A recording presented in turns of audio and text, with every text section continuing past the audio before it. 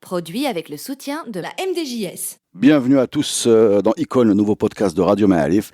Le concept, vous l'avez compris, c'est de donner la parole aux passionnés pour nous parler des Marocaines et des Marocains qui les ont marqués, et ce qui nous permet de nous promener comme ça à travers une galerie de portraits exprimés avec le cœur, une galerie de portraits de gens qui ont compté pour nous. Aujourd'hui, on est avec Abdellah Baqil. Salut Abdellah. Salut. Ça va? Ouais, très bien. Quelle bonne mine.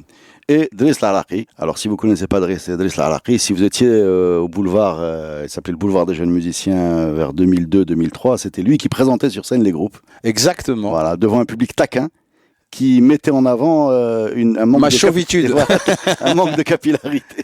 Non, mais c'est... dont je ne me moquerai pas, parce que... Là, bien sûr, du moins solidaire. Solidaire, ouais. Non, c'était super. Driss fait partie de la grande famille du boulevard et elle est la bienvenue dans ce podcast. Alors, tu veux nous parler de qui, Abdellah Baqil, s'il te plaît, aujourd'hui? Alors, je vais parler de Mohamed Timoumi. Quelle bonne idée. Le grand numéro 10, Ballon d'or beaucoup de africain. numéro 10, Ballon d'or africain 85, éminent joueur des phares, une carrière commencée de manière très précoce et qui s'est aussi achevée de manière précoce d'ailleurs. Ouais, et dramatique. Oui, dramatique. Dramatique, c'est-à-dire que bon, et ça fait partie un petit peu de ces personnages qui ont marqué l'histoire d'un club au Maroc, mais qui vont aller un petit peu au-delà des rivalités entre clubs, représenter quand même assez largement une sorte de héros du football marocain pour l'ensemble des amateurs de football et les autres d'ailleurs. Alors juste on va dire deux mots déjà sur Mohamed Timoumi. C'est un gaucher. Ouais. C'est un numéro 10, mais alors quand on dit un numéro 10, c'est vraiment l'incarnation de l'ancien numéro 10, c'est-à-dire le distributeur du jeu, le gestionnaire du tempo, enfin c'est presque il n'y a plus de numéro 10 comme ça aujourd'hui. Hein. Non, on aura du mal à trouver ce genre de numéro 10 aujourd'hui, quoi. Non, on pourra pas dire que c'est qu'un numéro 10. Moi, j'avais l'impression, quand je regardais Timoumi jouer, c'était le patron sans le revendiquer. Pour moi, c'était quelqu'un très calme. Oui, bien sûr. Et c'était incroyable. C'était, on pouvait avoir des gens avec, comme le Haddaoui qui peut s'énerver, ou la Boudrebala et pourtant c'est lui qui était calme. Ah ouais. Et c'était lui quand il. Mais au-delà du calme, c'était même l'élégance. Hein. Timoumi, la gestuelle de Timoumi. La gestuelle de Timoumi. Le contrôle, le pied gauche soyeux, quoi. C'était un des plus beaux touchers de balle qu'on ait eu, quoi. C'était magique. Je pense que là, n'importe qui, ne serait-ce que sur YouTube, ceux qui l'ont vécu ou ceux qui ne l'ont pas vécu, mais le but contre la Libye sur corner, c'est un truc qui est de l'ordre de l'inoubliable. Il y a tout le match contre l'Angleterre aussi où il écrase leur milieu de terrain. Alors, qu'est-ce que tu veux nous mettre en avant sur Mohamed Timoumi, à part tout ce qu'on vient de dire, qui est déjà énorme? Mais c'est le fait qu'on n'a jamais souligné le caractère un petit peu particulier de sa trajectoire, puisque d'abord, il a la particularité, comme je disais, il a commencé sa carrière très, très tôt. Il jouait à l'âge de 14 ans pour Touarega. Que ses premières sélections d'ailleurs en équipe nationale ont eu lieu quand il jouait pour Touarega en deuxième division. Mm-hmm. Et bon, j'étais qu'un gamin à l'époque, mais je me souviens l'avoir copieusement insulté devant mon téléviseur lors des premières sélections en disant qu'est-ce que c'est vous là qui est ce type qu'on sort d'un club de deuxième division pour amener en équipe nationale. On l'a beaucoup vu en équipe nationale, on l'a beaucoup vu bien sûr pour les phares, puisque les phares à l'époque, dans les années 80, c'était la période de gloire de ce club avec plusieurs titres. Et puis il y a aussi ce côté un petit peu dramatique où on a quand même du mal à s'expliquer le fait que par exemple, la dernière sélection de Timoumi en équipe nationale, il a 29 ans. Il ne jouera plus du tout après pour l'équipe nationale. C'est en 90. Je crois, c'est très tôt. C'est extrêmement tôt. On va parler de cette dramatique fin de carrière. Mais avant ça, je voudrais quand même raconter une anecdote. Est-ce que vous savez que Mohamed Timoumi, quand il était jeune, jouait au football avec le prince héritier, qui est l'actuel roi Mohamed VI, tous les week-ends. Voilà. C'est un détail intéressant parce que son papa faisait partie de la garde royale et qu'il était à Touarega, ils sont voisins. Il était et c'était un très bon footballeur, et le roi Hassan II avait demandé à Cluzo, l'entraîneur des phares et l'entraîneur national, de fabriquer une équipe pour que son fils puisse jouer au foot avec des amis, et il avait fabriqué une équipe de très bons joueurs, dont Mohamed Timoumi, qui raconte ça aujourd'hui volontiers, quoi. C'est pour ça qu'il a le toucher royal. Voilà, il a le toucher royal. C'est fou, donc il y a une histoire entre Mohamed Timoumi et la famille royale qui date de là, quoi. Oui, qui explique justement le fait qu'on pestait à l'époque quand il était sélectionné en équipe nationale, quand il jouait en deuxième division. Enfin bon, les choses étant liées. Alors Timoumi, c'est aussi malheureusement ce fameux 9 novembre 1985, voilà, où stade Moulay Abdallah, match. Mehdi Abdelghani. Mehdi Abdelghani. Ah bah tu as son nom, moi je l'ai pas, mais j'étais là et il se fait casser la cheville, voilà, par un espèce de bonhomme qui était là que pour ça. Oui. Parce que qui est rentré pour ça. Qui est rentré pour ça et qui est sorti juste après la blessure de Timoumi avec un bisou de l'entraîneur et énormément de projectiles. Donc je ne veux pas vous décrire, y compris des fluides corporels qui sont arrivés sur ce bonhomme-là.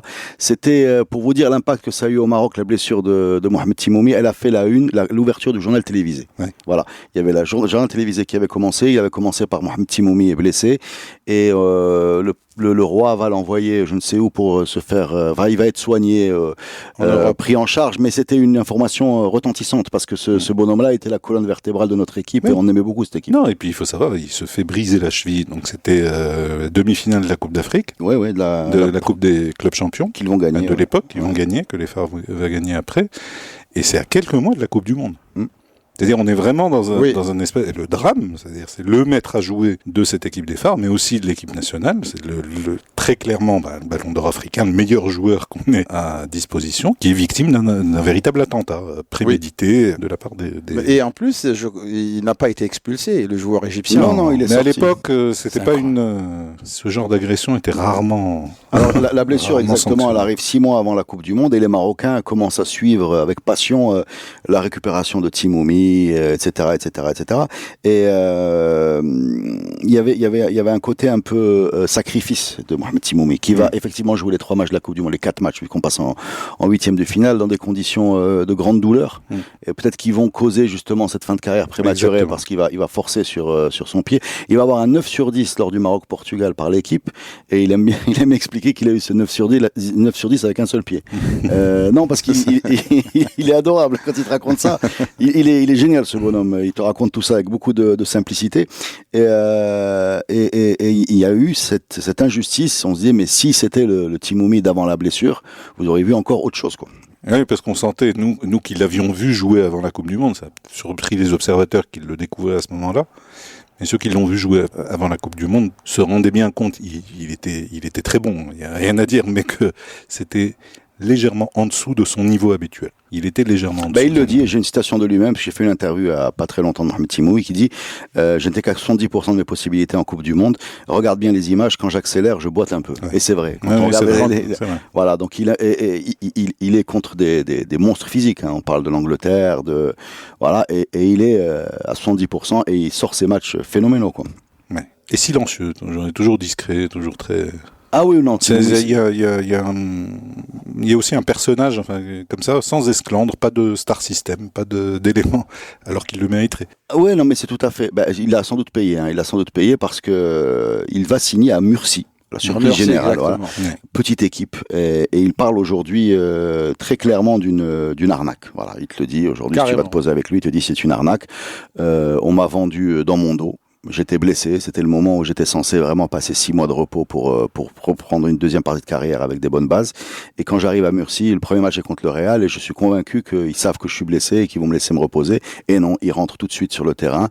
Et pourquoi ? Parce que quelque part, des gens se sont remplis les poches sur ce transfert auquel il n'a jamais été assisté. Il te parle aujourd'hui de cette génération qui a été vendue par des gens, pas systématiquement très soucieux de leur intérêt sportif et financier. Et ce qui est terrible, c'est que je ne sais pas si tu te souviens, en Belgique, quoi. Mais à cette époque-là, il y avait des restrictions sur les transferts. Oui. C'est-à-dire que les joueurs marocains ne pouvaient pas être transférés à l'étranger avant l'âge de 26 ans. Et c'est à 26 ans précis que Timoumi est bazardé à Murcie. Enfin bon, mais cette génération de 86, il n'y a aucun joueur, et pourtant de Zaki jusqu'à Khairi et tous, personne n'a été acheté ou n'a joué dans un très grand club. Quand on regarde, ils sont partis dans des clubs de seconde zone en général. Oui, mais il y a plusieurs choses pour expliquer ça. Il y a effectivement ce que dit Abdullah, c'est-à-dire la restriction sur les étrangers, où en général l'étranger devait être une certitude pour le... Et il y a aussi, écoutez, je vais vous lire la déclaration. Non, mais la restriction était aussi interne, c'est-à-dire au Maroc, oui, le club ne pouvait pas Il fallait une autorisation spéciale pour pouvoir vendre un joueur à l'étranger. Et en Europe, il n'y avait pas plus de 3 joueurs étrangers pas plus de 3 aussi. joueurs étrangers par club. Et c'était par club, même pas sur le terrain, c'est-à-dire dans le club. Dans le club. Et pour moi, c'est là où le football a changé complètement de visage et même de tempo. Pour moi, à ce moment-là, je voyais un autre football. C'est-à-dire, quand on voyait une équipe des Espagnols, on avait 3. Et il faut être très très bon pour être 3 étrangers à Barcelone, au Real ou ailleurs. Bien sûr. Alors je vais vous lire sur son récit lui-même de ce transfert. Il dit j'étais rentré chez moi, je comptais soigner tranquillement, finir ma rééducation. Je me préparais à une nouvelle saison avec les Phares. Je voulais retrouver mon niveau. J'entendais parler d'équipes qui me voulaient en Angleterre, en Italie. J'avais pas la tête à ça. Puis j'ai reçu ce coup de fil des Phares. Ils avaient déjà négocié avec les agents de Murcie. On ne m'a jamais demandé mon avis. Je n'avais pas d'agent. J'avais personne. J'ai fait mes bagages le jour même. J'ai pas dit au revoir à ma famille. Ensuite, quand j'ai vu ces agences, j'ai compris. C'était de vrais gangsters. Je suis sérieux. Et Timoumi, c'est quelqu'un qui dit très peu de mal. Quand vous posez près de lui, c'est pas quelqu'un qui a une langue fourchue. Donc des vrais gangsters, un Espagnol et un Algérien. Ils avaient déjà fait venir le Khadr Belloumi un mois avant, qui n'était pas resté. Et tout ça, je l'ai compris plus tard à Murcie. C'était une petite équipe qui avait des problèmes financiers. J'ai failli plier les bagages très vite. Le choix de Murcie, c'était une erreur. En Espagne, il y avait Malaga, Séville qui étaient intéressés. Si j'avais un agent, ça serait passé comme ça. Mais c'était ça le football à l'époque. Voilà. Ça fait un petit peu mal au cœur. Ça fait également mal au cœur le fait que, encore aujourd'hui, Mohamed Timoumi a des problèmes de genoux. C'est quand même le plus beau pied gauche qu'on ait vu passer. Ça fait mal au cœur de voir quelqu'un comme ça boiter. Mais c'est quelqu'un qui a un énorme, il laissait une énorme trace dans le cœur des Marocains, que ce soit par son jeu et par son attitude, et beaucoup d'humilité, c'était vraiment on a envie de dire le bon gars, tu vois. Il y avait derrière des tueurs. Il y avait le Biès, par exemple. Il y avait des gens qui avaient un gros ego, Boudrebella, Haddaoui, c'est des grosses gueules, tu vois, c'est des machins. Et il y avait Timoumi qui prenait le ballon. Mais justement, cet amour, moi je voudrais te raconter une anecdote qui s'est passée il y a 1 an. Et c'était drôle parce que Timoumi, moi j'ai un fils de 17 ans qui est sportif, mais il ne connaît pas Timoumi. Cette génération ne connaît pas Timoumi. Mon fils joue dans un club. Et ce club a organisé un tournoi de football de U17, U15, vous voyez le plateau. Et l'invité d'honneur était M. Timoumi. Alors ça se passait sur samedi-dimanche. Samedi, il y avait des gens qui regardaient les matchs, les enfants qui jouent. Le dimanche, avec l'arrivée de Timoumi, il y avait tous les parents. Il y avait tous les parents et les oncles des parents. Tout le monde est venu. C'était incroyable. Je veux parler de ça par l'amour. C'est-à-dire les gens... On voyait qu'il y avait un amour, et même les enfants, ils nous disaient, mais papa, il y a un monsieur qui pleure. Parce que c'est Timoumi, et il boitait. C'était avant l'opération. C'était magnifique. Ah oui, il nous a fait rêver. Ceux qui l'ont joué, c'est très difficile à expliquer à cette génération également l'impact qu'a eu la qualification en 8e de finale dont il était le maître à jouer. Parce que aujourd'hui, après il y a eu d'autres équipes africaines qui ont traversé ce tour, même qui sont allées plus loin. Je pense au Sénégal, au Nigeria.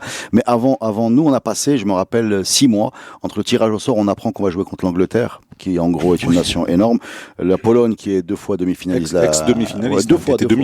Mais qui était déjà demi-finaliste en 82. Et 74.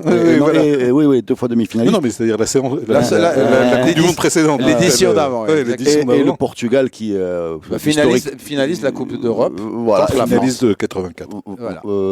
Demi-finaliste. Demi-finaliste. Et également le Portugal, c'est Porto, qui a gagné une Ligue des Champions et tout. Et on passe. Voilà, il n'y a pas de chapeau, je pense. Ou alors il y a un problème dans les chapeaux. Et on passe 6 mois. Je me rappelle très bien. Je lisais les journaux tous les jours sportifs. On passe 6 mois à fantasmer sur le fait que les meilleurs 3e sont qualifiés. Et on ne pense jamais être évidemment premier, ce qu'on va être. Voilà.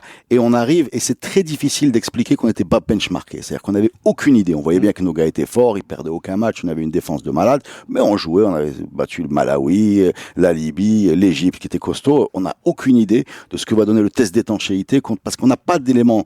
Nos clubs ne jouent pas contre des clubs européens. L'équipe nationale joue en Afrique. Il n'y a pas de matchs amicaux un peu sérieux. Même les matchs amicaux, il veut dire ce qu'il veut dire. On est en Coupe du Monde et on a vraiment, je vous le dis, je crois que le seul match amical qu'on joue avant, c'est contre l'Irlande du Nord. C'est cassé. Bedidi, le défenseur de Kness, se casse. On n'a aucune idée et on ne sait pas ce qui va se passer. Et donc ces matchs-là, quand on les regarde aujourd'hui, c'est pas des grands matchs, mais on fait 0-0. Pour nous, c'est un triomphe. Contre la Pologne, 0-0 contre l'Angleterre, 2e triomphe. Contre l'Angleterre, c'était pas un vilain 0-0. Ils s'en sortent bien, les Anglais. Voilà. Et ce fameux 8e de finale contre contre l'Allemagne de Mataos où, alors pour information, hein, on est obligé de le dire, Monsieur Timoumi en veut beaucoup à Zaki. Il pense que le mur était mal géré, voilà, mur mal placé. C'était à Zaki de fixer le nombre de joueurs, mais bon, je pense pas qu'il s'attendait à un tel tir d'une telle puissance à ce moment du match. Voilà. Est-ce qu'on valide, les amis, le statut de icône pour Mohamed Timoumi? Oui. Ah oui. Ah oui, oui. Largement. Ah oui, largement. Largement. Merci pour cette première partie.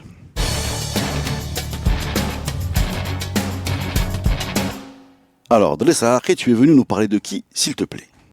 Je vais parler d'un musicien, d'un artiste, Hussein Slaoui, un grand musicien qui passait de la chanson qu'on pouvait dire populaire, à de la chanson avec un message, à des pièces de théâtre, à de la chanson, du théâtre chanté. Je ne sais pas comment définir Hussein Slaoui, mais Hussein Slaoui, on écoute sa musique, on écoute ses paroles, et puis on sourit, on rit, parfois on rit, et puis on danse aussi. On danse, bien sûr, et surtout, c'est un ensemble de scénettes qui nous renvoient à la vie quotidienne de son quotidienne. Ouais. Il est né en 1921, juste pour le situer dans l'époque. Né. Oui, né en 1921. Je crois qu'il est mort. Non, il est né en 1921, il est mort en 1951. Donc on parle vraiment de la première moitié du XXe siècle.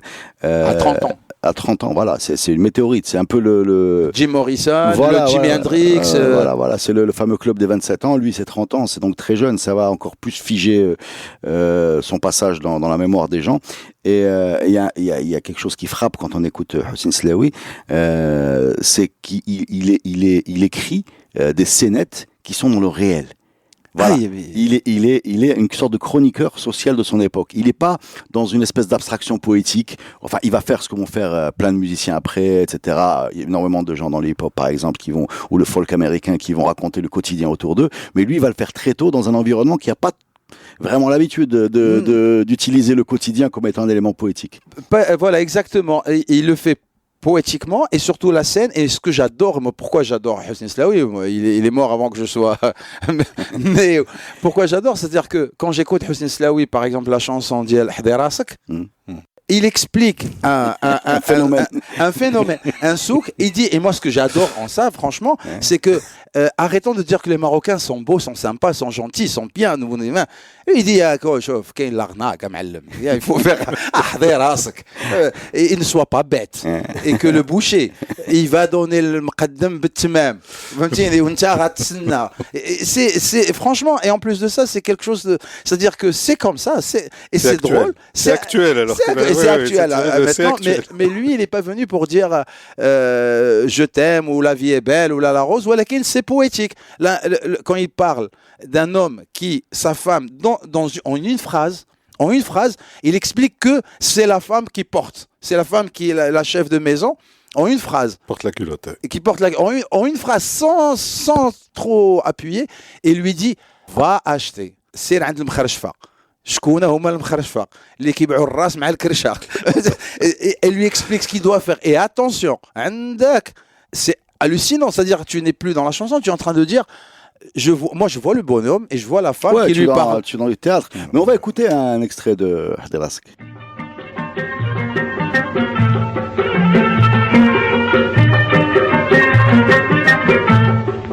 حضرتك لا يفوز بك القمانية جنان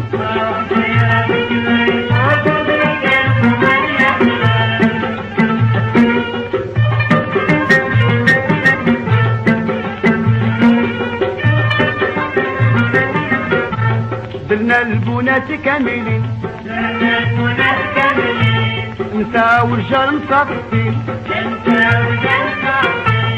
درنا البنات كاملين نساء ورجال مصافين عزيت أسلم مدابزين المسكين هو وصيفته وسقع شهر تدخل يعيطو من عنده زويدة يسلفو حتى من قول يكيفو إلا بغا يضيعو في نوبتو بالبنية راه رعفو شمال الكلب طيحو حضيرتك لا يفوزو بيك القمانية بلاد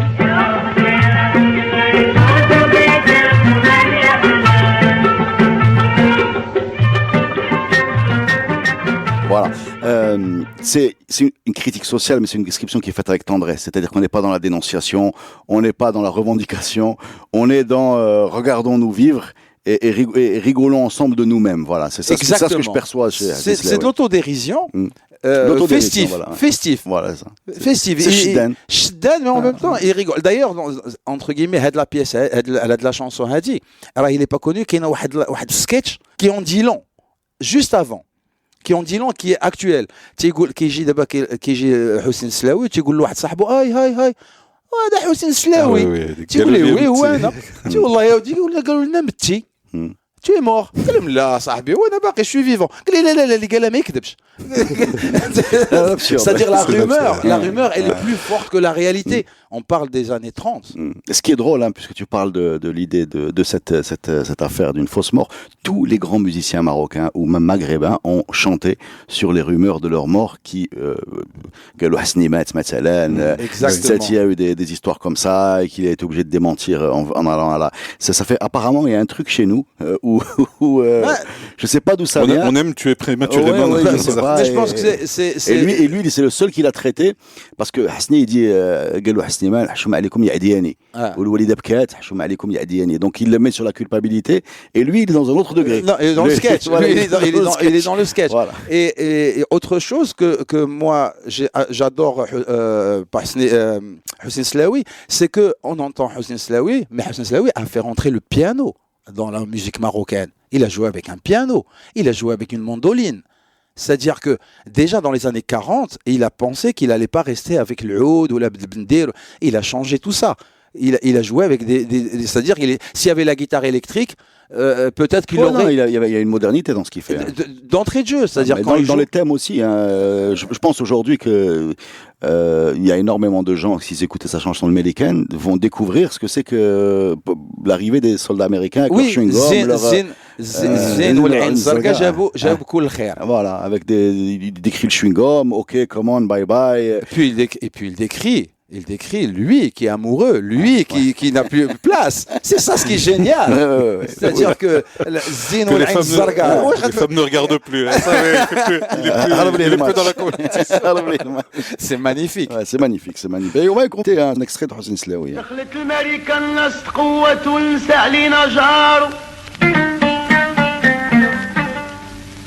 من العزايزات داروا نقاب على سوين قوم ساروا المجوجات داروا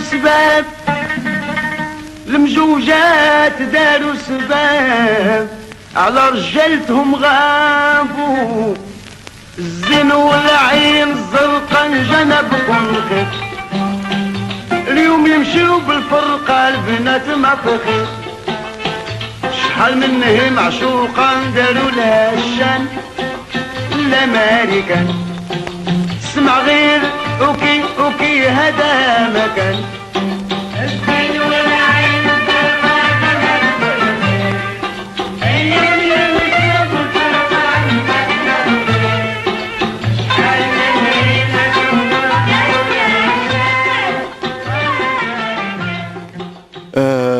Je lis parce que je découvre qu'il y a une mort mystérieuse. Hein. On ne sait pas très bien de quoi il est mort. On parle d'empoisonnement. Enfin, je trouve rien de très clair. Est-ce que tu as des idées là-dessus? C'est à Paris. Écoute, sincèrement, je ne sais pas. Si tu as quelque chose à nous dire. Non, je n'ai vraiment. La vérité, je ne veux pas chercher. Je ne veux pas savoir. Pour moi, ça me suffit de savoir qui était, que j'ai adoré. Et puis, je finis juste un truc, c'est que pour moi, ce genre de personnage te pousse à dire c'est marocain, c'est frais, et c'est fait en 1940. C'est ça ce qui est génial. C'est qu'on n'a pas bougé en fait, ce que tu voulais dire. Comment? Là, au contraire, moi c'est frais pour en 1900. On est en 2020 et j'en parle. Non, mais moi, je suis d'accord avec toi. Hein. Quand on écoute la production du XXe siècle, ce bonhomme-là, il a l'air d'un ovni. C'est un ovni. Il a l'air d'un ovni, il est là, il te raconte... Il est unique, il n'y a pas de... c'est ça. On ne peut pas le comparer à un autre artiste, c'est-à-dire son style est unique. Il y a eu des reprises, énormément. Hein. Il y a beaucoup de chansons qu'on entend qui sont de Hussein Slaoui, mais on a oublié que c'était de Hussein Slaoui, qui sont interprétés par d'autres. Mais il n'a pas son pareil. Il a créé un genre à lui tout seul. Il y a quelque chose qui est frappant chez Hassan Slaoui, quand on écoute sa musique, on se plonge dans un Maroc sous protectorat, avec des références très précises, Amlboun, Amjo, des détails sur la vie quotidienne. Et c'est frappant de voir que, bon, nous, on n'a pas connu ça, évidemment, on est nés tous après, mais c'est la fonction un peu, j'ai envie de dire, chroniqueur social d'un chanteur qui était complètement assumé et qui finalement est pas si courante que ça à l'époque. Ouais, pour moi, c'est un observateur. C'est presque un article écrit, mais chanté, tout simplement. C'est le brah. Comment dire, musical. Musical, exactement, c'est un messager. Non, mais c'est un observateur. On écoute là, كنشوفوا العام البون، كنشوفوا الزيت، القرعه ديال الزيت، تيهضر لك على كل حاجه، السينيه والبير والمجاريه، الكارو بيان سور. عرفتي داير الصف، دابا داير الاخر داير الصف وهاز قريعه. قال لك الثامن قوي الرومي كيفو ما حتى واحد تهرس هذه القرعه ديال الزيت ومقطوع. شوف اسكو سي فو تقول هذا دابا يقول لك هذا ماشي معقول كيهضر لنا على امور، بس لا رياليتي داير الصف شاد القرعه ديال الزيت، جوج ضاربوا وحده، سي سا سكي سي باسي، جوج ضاربوا وحده، هو شاد القرعه ديال الزيت، تهرسات ليه القرعه ديال الزيت، مشى ليه الزيت وقال لك حتى واحد ما عطاها قوي الروي اللي كيفو على الاقل. Pour le cas. On va rester là-dessus. Merci beaucoup les amis. Statut d'icône validé pour Hassan Slaoui largement. Carrière de météorite, mort à 30 ans, regretté. Et des morceaux qui sont tous incroyables. Allez les écouter. Et les amis, à bientôt pour un nouveau podcast Icône. Merci Abdullah. Et merci Delis. Merci Reda pour l'invitation et merci de m'avoir fait rencontrer Sir Abdullah. J'ai adoré. Merci. Plaisir, merci.